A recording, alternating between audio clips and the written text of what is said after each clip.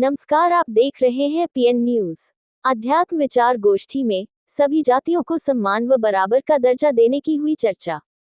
मुरादाबाद में रविवार को रामगंगा विहार क्षेत्र के एमआईटी सभागार में अध्यात्म ज्ञान एवं चिंतन संस्था की 176वीं मासिक ब्रह्मज्ञान विचार गोष्ठी का आयोजन किया गया, जिसका विषय था चर्चा, हमारा देश दशा दिशा और आवश्यकता।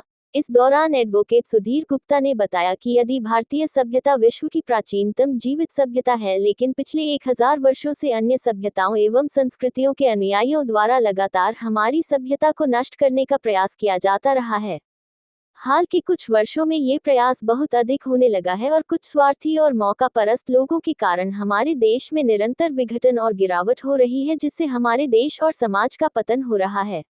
ऐसी हालत होने पर हो सकता है कि हम फिर से दुष्ट, उपद्रवी, देशद्रोही व्यक्तियों के गुलाम हो जाएं। इससे बचने के लिए हमें संगठित होकर कार्य करने की आवश्यकता है।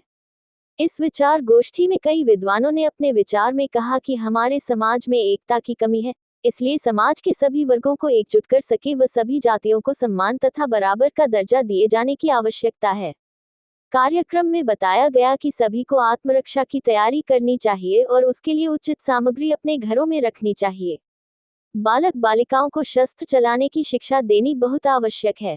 आज हमारे बच्चे अपनी संस्कृति को भूलते जा रहे हैं, इसलिए बच्चों की मानसिकता भी बदलने की आवश्यकता है। इसके लिए घरों में तथा विद्यालयों में वैदिक शिक्षा दिए जाने का प्रबंध किया जाना चाहिए। इन कार्यों के लिए हमें घर घर जाना होगा, जिसके लिए स्वयंसेवकों के दल प्रत्येक मोहल्ले में बनाए जाने आवश्यक हैं। इन सब कार्यों के लिए धन का प्रबंध भी आवश्यक है।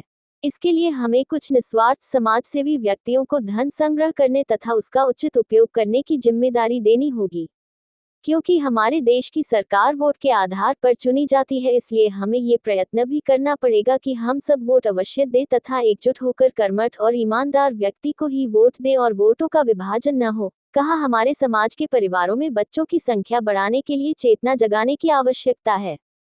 इस मौके पर सुधीर गुप्ता, एडवोकेट रविंद्र नाथ कत्याल, आचार्य धीरशांत दास अर्ध धमोनी, सरदार गुरविंदर सिंह, रामजी राम, नीरज कुमार, गौरी शंकर, विपिन चौधरी, राजकुमार, अरविंद गुरुजी, एसपी सिंह, कमल किशोर, डीके मेहरोत्रा, अंकुश गुप्ता, आदित्य शर्मा, सौरभ अग्रवाल, राजपाल सिंह, सूर्य प्रकाश द्विवेदी, अनिल सिक्का, गिरधर गोपाल पांडे, वाचस्पति सिंह, धवल दीक्षित, लोकेश विरमानी, मृदुला दुबे आदि उपस्थित रहे।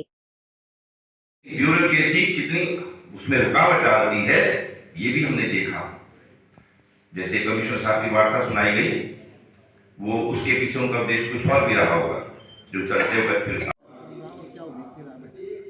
देखिए, अध्यात्म विचार गोष्ठी चलती है यहाँ, 176वीं गोष्ठी थी और इसका विषय था वर्तमान भारत की दशा दिशा और हम भारतीय संस्कृति रक्षा किस प्रकार कर सकते हैं। आज आप देख रहे हो, आतंकवाद, तुष्टीकरण, षड्यंत्र और यहाँ की जो मूल संस्कृति उसको नष्ट करने का कुचक्र रचा जा रहा है। संसार के अंदर जो भूचाल आया हुआ है, जो अशांति है, वो ही भारत में करने का षड्यंत्र चल रहा है। सीरिया आपके सामने टूट रहा है, यूक्रेन बर्बाद हो चुका है, अफगानिस्तान पतन की ओर है, पाकिस्तान समाप्ति की ओर है। तो भारत का जो सौहार्द है उसको बिगाड़ने का काम चल रहा है और यहाँ की जो सत सनातन संस्कृति है उसको नष्ट करने का कुचक्र किया जा रहा है। तो हम सारे लोगों ने यही विचार किया है कि हम सब अपने बच्चों को संस्कारित करेंगे, शस्त्र और शास्त्र की शिक्षा देंगे और अपनी इस पुरातन संस्कृति की रक्षा करके विश्व में शांति और सुख का संचार करेंगे। साथ ही हम संसार को मानवता का एक संदेश देंगे ताकि संसार में शांति स्थापित हो सके और प्यार बढ़ सके। देखिए, आज हमारा जो विषय था वो ये था कि आज जो भारत की दशा है उसमें हम कैसे उन्नति कर सकते हैं और आज किस चीज़ के कार्य करने की आवश्यकता है। विषय हमारा ये है कि देखिए, हमारी जो भारतीय सभ्यता और संस्कृति है वो विश्व की प्राचीनतम सभ्यता और संस्कृति है, लेकिन हमारे ऊपर बराबर अटैक होते रहे हैं। पहले भी आक्रमण हुए और अब तो बहुत ही ज़्यादा हो गए हैं और अब तो कुछ देश ऐसा चाहते हैं कि हमारी ये सभ्यता समाप्त ही हो जाए। कुछ अन्य संस्कृतियाँ भी ये चाहती हैं कि हमारी सभ्यता समाप्त हो जाए। अब इसके खिलाफ हमें लड़ना होगा और आगे बढ़ना पड़ेगा, अदरवाइज़ हम ख़त्म हो जाएंगे। हमारे बच्चों के अंदर भी अब ये आजकल परेशानी ये है कि हमारे बच्चों को भी हमारी संस्कृति के बारे में कुछ पता नहीं है।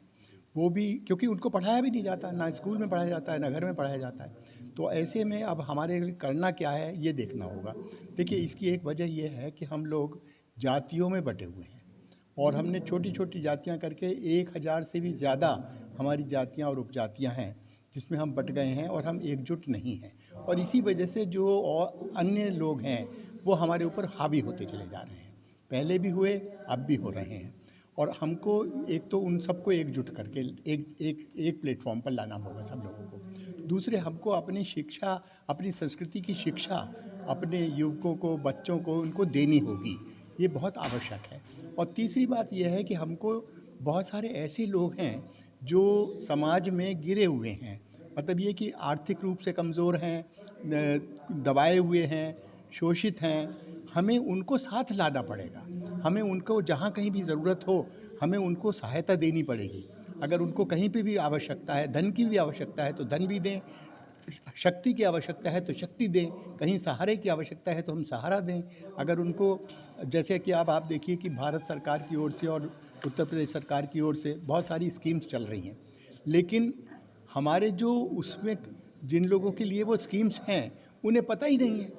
उन्हें ये पता ही नहीं कि ये स्कीम्स चल रही हैं। कोई अखबार में मान लीजिए एक बार छप भी गया तो उसके बाद पता नहीं चलता। तो हमारी ये भी जिम्मेदारी है कि हम घर घर जा कर के उनको ये बताएं कि सरकार की तरफ से ये स्कीम है और आप इसका पालन करें, इसमें आपको फ़ायदा मिलेगा। अब जैसे मैं एक एग्जाम्पल के तौर पे आपको आयुष्मान की बात बताना चाहता हूँ।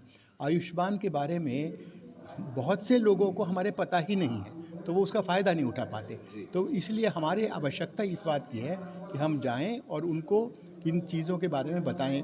करीब 100 के करीब स्कीम्स हैं भारत सरकार की और उत्तर प्रदेश सरकार की, लेकिन उनके बारे में पता नहीं है। तो ये हमारी एक आवश्यकता ये है और हम इसके लिए भी प्रयत्नशील हैं और हम ये चाह रहे हैं किसी भी तरीके से हमारा समाज एकजुट हो।